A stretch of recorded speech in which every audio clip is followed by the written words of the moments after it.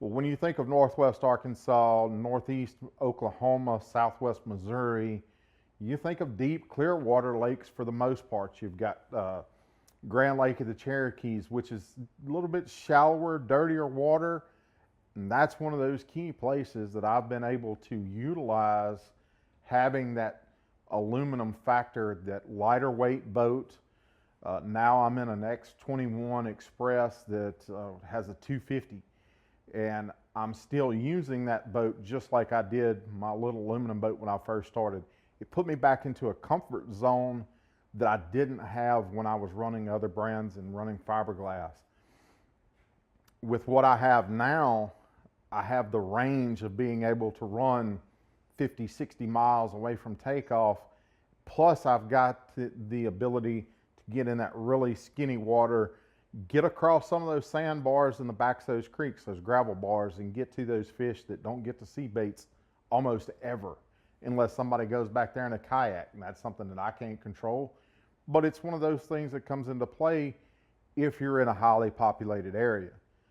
Now for me, that X21, with the ride and the capabilities that I have as far as getting better fuel mileage because it's got a lighter hull and all of those components added in, puts me in a place where I'm extremely comfortable making a long run.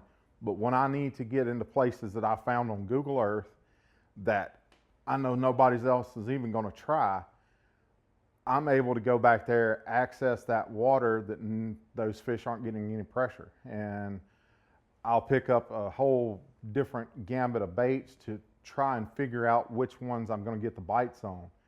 That last little stretch of deep water a lot of times holds some really big fish. So I may fish that entire area for a couple of hours before I give up on it. Generally, during the springtime, when you get those warm run-ins, those warm rains, and the water's cold in the main lake, those are going to be the first areas that warm up. The Arkansas River tournament, for example, was a tournament that I had to access some really shallow areas to get into water that was only 12 to 14 inches deep. Those played a really key part in that victory for me, and that was actually in the very first Xpress boat that I owned. A lot of guys say, oh man, you're running that boat because they give you a heck of a deal on it. Well, I bought my first Xpress, and that's what I qualified for the Elite Series 2 times out of. And that boat still holds a special place in my heart because I was able to do some stuff in that boat that I wouldn't have felt comfortable doing in anything else. So we're going to go through a few little aspects of how I set my boat up and just some of the other reasons why I like having that aluminum boat behind me when I'm going down the road.